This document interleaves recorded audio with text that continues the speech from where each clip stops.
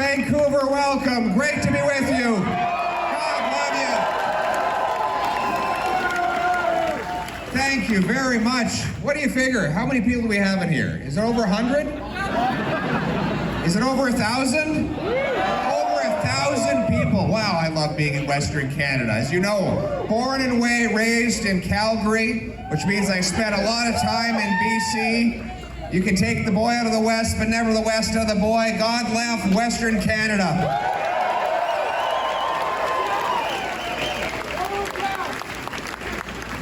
What's that? Oil and gas. Oil and gas, that's right. Canadian energy is the best in the world. Listen, before I get started, didn't Carson do an excellent job up here? Our former candidate. He was our candidate in this riding in the last election. And he door knocked nonstop. You know, they couldn't get him to stop at the end of the night, eh? 8:30 at night, he keep going.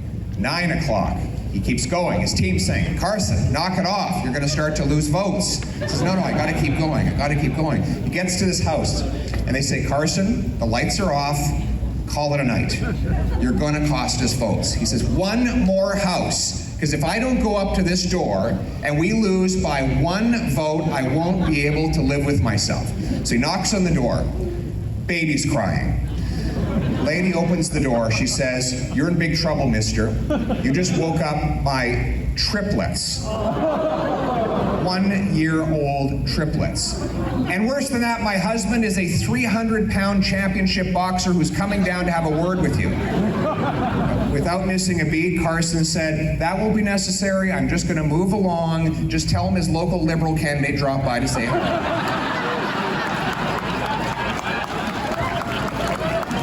God love him. You know, he's a clever guy, too. You know, he called me about 2 weeks ago and he said, Pierre, I have an important question for you. You want to be Prime Minister? Answer me this. Do you believe in free speech? I said, yes. I said, yes, I believe in free speech. He said, how would you like to give one? And that's how I ended up here today giving this free speech.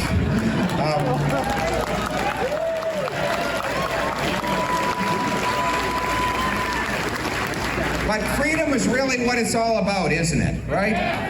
We have so many wonderful immigrants in this country, and wave after wave have come because they wanted to carve a little piece of paradise for themselves out of this big cold patch of land called Canada. They wanted to come to a place where they could decide for themselves, think for themselves, work for themselves, and be themselves in a big free country, right? That's why my ancestors came here. In fact, my great-grandfather came to Western Canada from France about 100 years ago. Around that time, Wilfrid Laurier was the Prime Minister of Canada. He was asked, what is the nationality of Canada? And if he were a European leader, it would have been easy. He would have just answered by the local ethnicity. You know, in France, French, Scotland, Scottish, etc. But here, we were already too mixed up to answer that way, right? We had the First Peoples, the French, the English, the Scots, the Irish. Many Asian families were already here. So he couldn't answer based on ethnicity. So he said this, Canada is free and freedom is its nationality. And so it is today.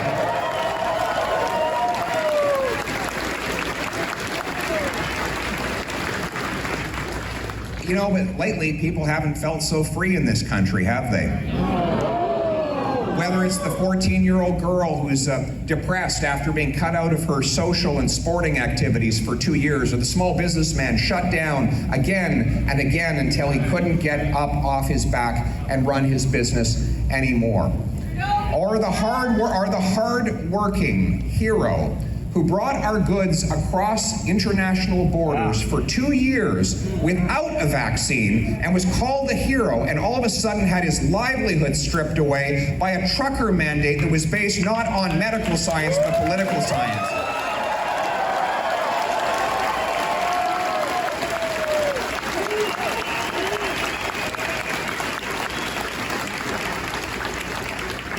Are the countless people who've been discriminated against because of a personal medical decision. I understand that later today, that discrimination is coming to an end in British Columbia. Isn't that true? What time is it, everybody? Anybody have the time? 8:42, just over 3 hours until we get medical freedom back in British Columbia. And I want you to know that Conservatives are fighting every day in every way to put a permanent end to the mandates and the passports and the restrictions to make Canadians free again. But it's not just the COVID restrictions. It's economic freedom as well. The single mother who skips meals so that her kids don't have to because their household is one of the 4 in 5 that has had to cut back on their diet because of food inflation. Or the guy who can't drive to work because he can't afford the $2 a liter gas to put into his tank, especially with the imposition of the highest carbon tax in all of Canada right here in British Columbia. The 32-year-old stuck living in his mom's basement because he cannot afford the $868,000 it costs for the average house, even though we live in on the second biggest landmass of any country on earth, a country where we have more land where there's no one than there is land where there's anyone, and yet we cannot find a way to house our people. What is happening is that after $400 billion of newly printed federal money, monstrous deficits and inflationary taxes, we now have the fastest inflation in 3 decades and house prices are doubled. It is just-inflation, isn't it? Just inflation. But you know, listen, I wanted to look at the most outrageous real estate prices in the world, and they're right here in Vancouver. You know that Vancouver has the 3rd highest house prices of any jurisdiction on planet Earth. Ahead of Manhattan, ahead of Los Angeles, ahead of Singapore, places with more money, more people, and less land, and yet, for some reason, this is one of the most expensive places on earth. I went to this house, and I just want you to think about what this symbolizes. $4.8 million for a nearly condemned small shack that would have been built about 40 or 50 years ago. There was a young man, this is an absolutely true story. I wanted to see it, I looked it up on MLS. And when I got there, there was a young man who was renting the place who had to jump out of the window because the door had locked itself from the inside. That's how run down the place was, and he was late to write an exam. But they're condemning the place, they're going to tear it down, and they're going to build probably about 8 units on the same property, okay, for $4.8 million. Let's do the math here. So if they do that, then basically the land cost for every single unit will be about $600,000. Now you're then going to need to go through about $300,000 or $400,000 of governmental approvals, which brings it to $1 million. And then there's labor and material. So it'll be well over $1 million for each one of those units. $1 million is out of reach for the average person. Now, think about this for a second. When that house was built about 40 years ago, it was probably a working class family. Might have been a truck driver, a bus driver, you know, a steel worker. And on that one family income, they could afford that entire property.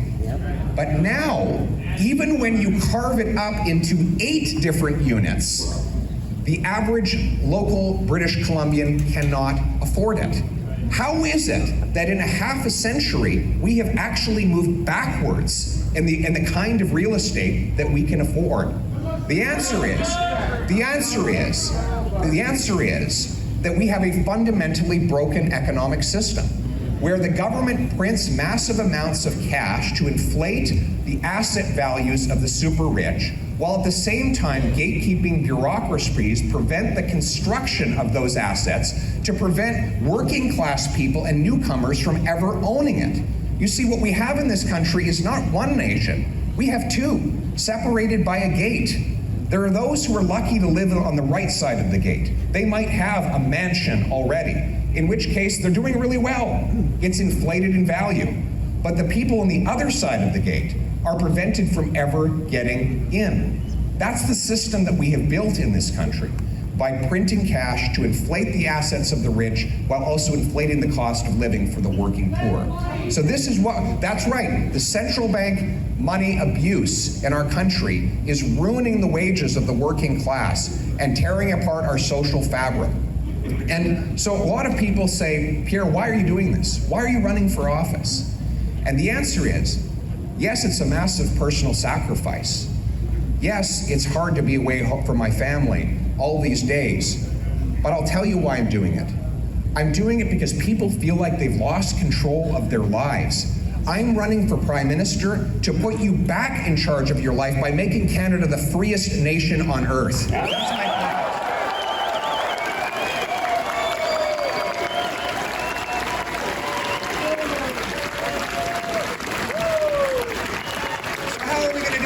Get down to some solutions here, folks. First of all, we're going to stop the money printing, aren't we? Yeah. Stop money printing deficits that have driven up the cost of living. We're going to ensure the Bank of Canada has a very simple mandate, which is to keep inflation low and keep our purchasing power strong. 2, we're going to get rid of inflationary taxes. I will axe the carbon tax.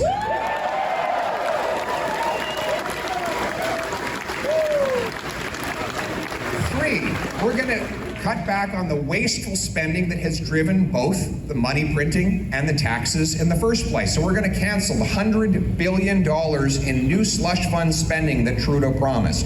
We're going to get rid of the wasteful multi-billion-dollar infrastructure bank, which only exists. The infrastructure bank exists for one reason: to give bonuses to wealthy executives and to protect profits for failing construction companies. I believe in the free market. If you get a contract, you deliver it on time or on budget, and if you don't, you as a company pay the price. You don't pass those costs on to taxpayers.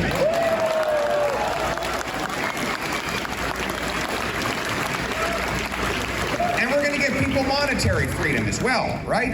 If the government is going to ruin our money by printing cash, then we're going to give people the freedom to use. We're going to give people the freedom to use other kinds of money if they so choose. So if you choose and you want to use, for example, Bitcoin, which cannot be controlled by the government, you should have the freedom to do that. And I will reject a China-style ban on cryptocurrencies here in Canada.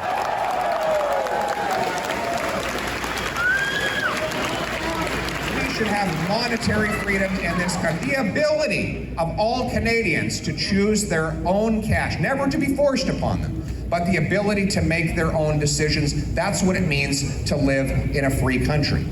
But there is another aspect to this. Instead of creating new cash, that's what I'm talking about right now, isn't it? All right.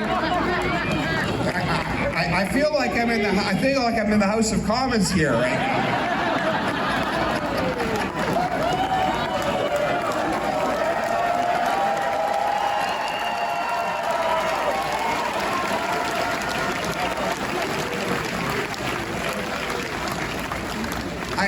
I feel like I'm being shouted out by a CBC journalist or something. Who let the CBC in here? Is that the guy at the CBC over there, the guy screaming over there? And I forgot to mention, we're also going to save $1 billion by defunding the CBC.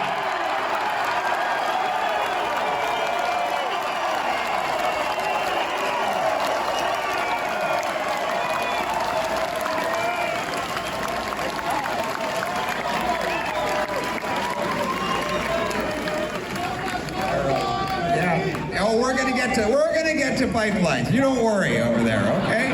We got some good pipeline workers over here. Give everybody.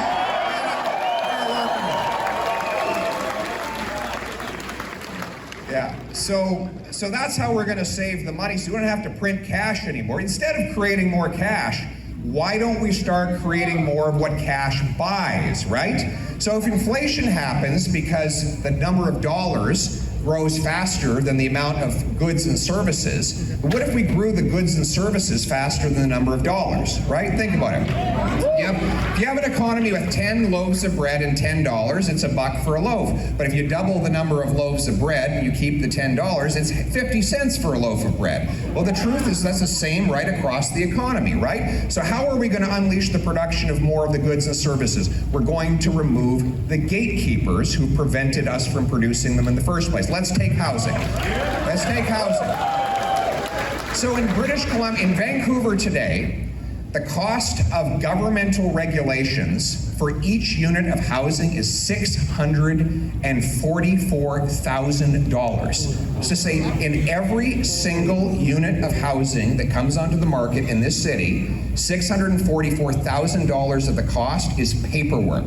Right? They cut down more trees to fill out that paperwork than they do to build the framing on the house. And it is delays, and it is consultants, and it is 7 years from the time they get the land until they can build on it, right? So here's the deal. A Pierre Poilievre government will make it a condition of getting federal infrastructure money that the municipalities speed up building permits so that we can unleash the construction of 1 million new affordable homes right across the country.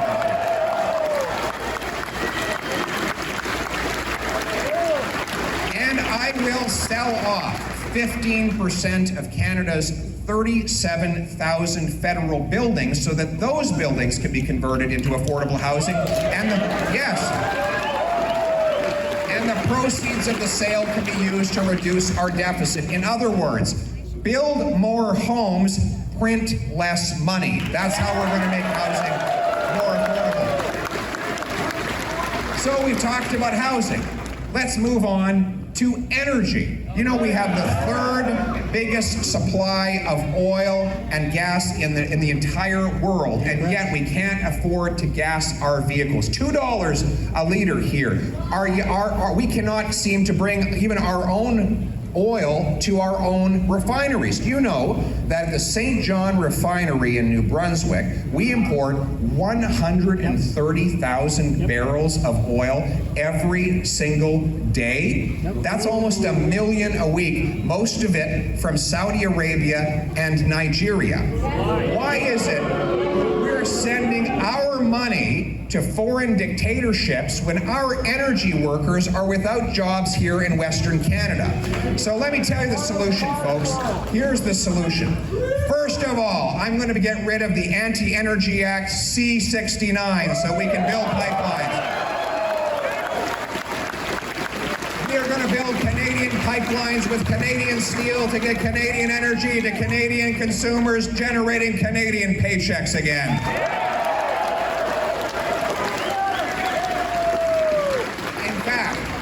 I'm going to empower Newfoundland to go ahead with its plan to increase its output of oil by 400,000 barrels a day. That is more than enough.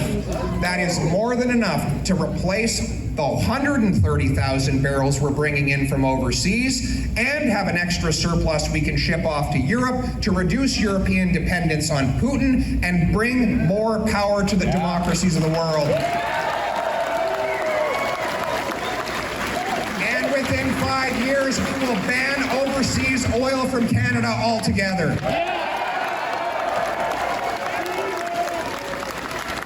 But it's not just oil, it's also our clean, green, natural gas, isn't it? You know, when roughly the time Trudeau took office, there were 18 natural gas liquefaction projects being proposed. Not one of them has been built.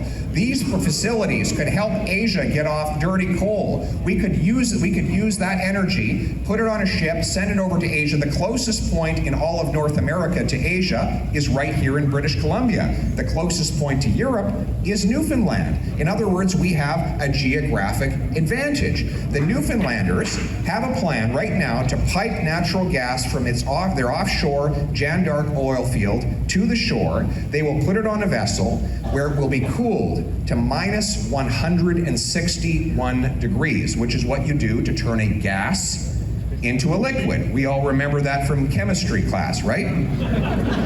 So we have an advantage in cooling gases into liquids. Why? Because we have lots of cold weather in Canada.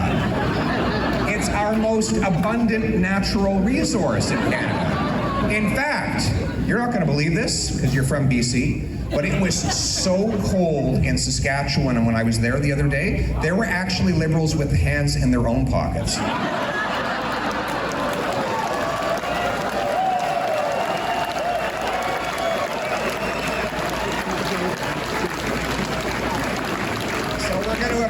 Newfoundland project. We're going to cool down that gas into liquid. We're going to send natural gas to Europe, to Asia, and we're going to take dollars away from dictators and turn it into paychecks for our people, aren't we? And speaking of our people, our brilliant immigrants come here qualified to work in the professions and trades, only to find regulatory gatekeepers prevent them from doing those very jobs for which they came as economic immigrants in the first place. How many of you don't have a family doctor in this room? There you go. This is the outrage of it. We have thousands of qualified doctors who come here as immigrants, and they can't work because regulatory gatekeepers deprive them of a license even though they're qualified. Meanwhile, our children scream in emergency rooms while they wait 5 and 6 hours to see a specialist. We have shortages of engineers and architects and in the trades, mechanics and other working people. Meanwhile, we prevent the very immigrants we brought here from doing those jobs because of regulatory gatekeepers. So what are we going to do? The Poilievre government will incentivize the provinces through immigrants transfer funds to ensure that within 60 days of a newcomer applying to work in their trade or profession, they get a yes or no answer. And if they are not able to get a yes, they should get a path to licensure, and they should get a small study loan to help them get qualified so that we can remove the gatekeepers and put people to work.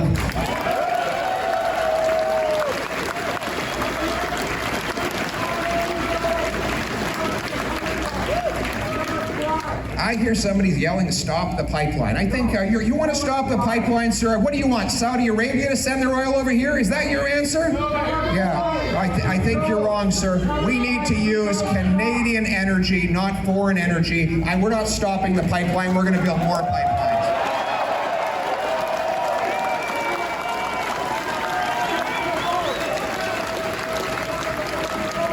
It looks like we got a few gatekeepers in the room, eh? Screaming and hollering and making a lot of noise. Well, they're going to scream and holler all they want. We don't need gatekeepers. We need to open the gates of opportunity for all Canadians.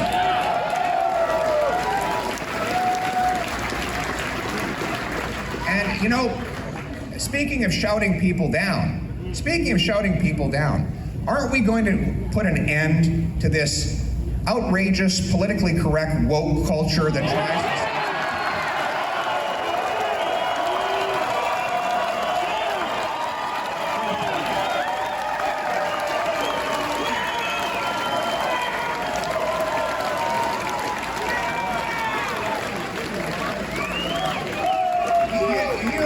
The woke culture is all about, right? The real purpose is not about social justice.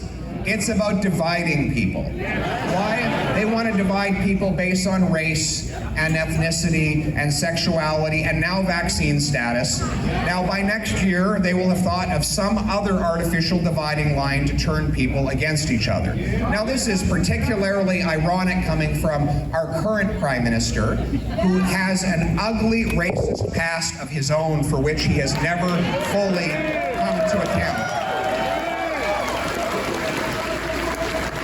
But he still divides people along racial lines. So why do they do this? Ladies and gentlemen, it's the oldest trick in the book. Divide and conquer, right? If the government can make you afraid of your neighbor, turn you against your truck driver, get you fighting with your coworker, they think that they can force you to turn to the government and give them more power, right? And so this is what they're doing. They're now bringing in legislation, C-11, which would give the CRTC the power to determine what you see and say online. And it's worse than that. And it is worse than that. They even have this proposal for something called a digital harm commissioner. Did we read about this in Orwell's 1984? A digital harm commissioner? Who would this guy even be?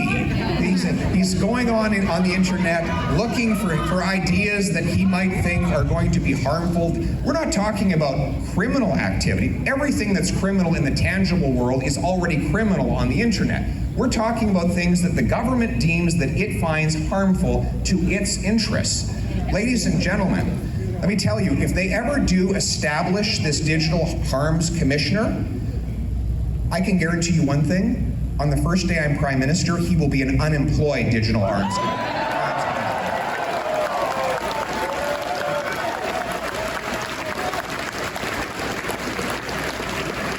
Poilievre government will repeal the censorial CC11, will get rid of all of the efforts by the government to censor what we see and say online, and will speak out strongly in favor of academic freedom at our university campuses as well.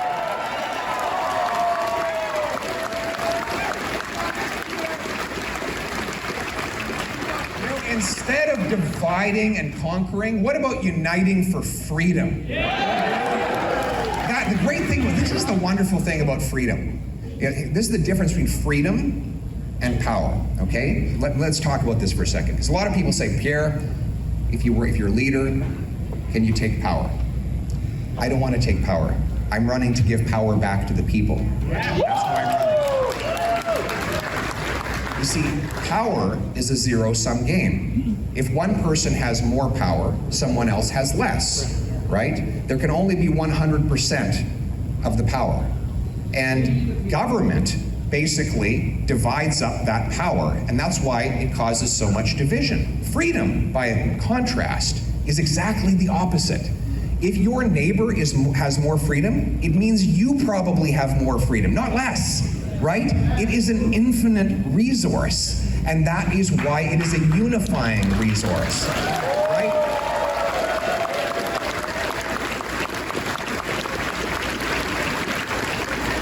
If one person has more freedom to make decisions for themselves, it probably means their neighbor has more freedom as well. And so if we unite around that principle, we can actually bring our people back together again. Wouldn't you like to be in a country where we could actually talk to each other and embrace each other and be fellow Canadians regardless of race or sexuality or vaccine status?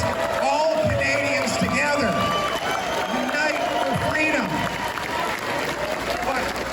But I can't do it without you. I can't do it without you, my friends. Freedom has always come from the bottom up, never from the top down. Our tradition of freedom here in Canada goes back 800 years to the year 1215, when the commoners forced King John to sign the Great Charter, and they did it out in the fields of Runnymede, right? That's why the House of Commons is actually green. It's green because the first commoners were in the fields. It was not the royalty that brought freedom from above. It was the people that forced it from below. They forced King John to kneel down and sign that Great Charter and give the power back to the people, right? That's our tradition. But what does this mean for you? It means you have to take back control of your life. I can't do it for you. I will do it alongside with you. You have to be a member of the Conservative Party if you want to vote in the leadership race. If you want me to be your Prime Minister, I must first be the leader, which means you have to have a membership in the Conservative Party. And that means you have to be a member of the party if you want to vote as well. Get your membership if you want to vote. Because, ladies and gentlemen, freedom is a contract between the dead, the living, and the yet to be born, right? It is the duty of every living generation to pass it down. It might be 800 years long, this history, but it is only one generation deep. This is our duty as this generation to take back control of our lives, to make Canada the freest nation on earth. And in the words of the great Prime Minister, the great Western Canadian, John Diefenbaker, who said, that's right, Diefenbaker, you know what I'm going to say. I am a Canadian, a free Canadian, free to speak without fear, free to stand for what I think right, free to oppose what I believe wrong, free to worship God in my own way, free, free, free to choose those who shall govern my country. It is this heritage of freedom I pledge to uphold for myself and for all of mankind. Thank you very much.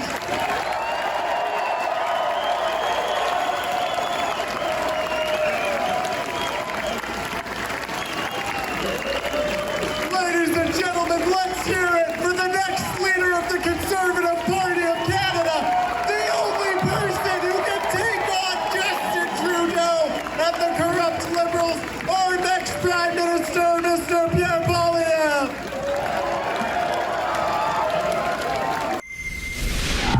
Thanks for watching, guys. If you want to check out all of Rebel News' coverage from the Conservative leadership race, you can check out a special website that we created called leadershipreports.ca. Thanks again for watching, guys.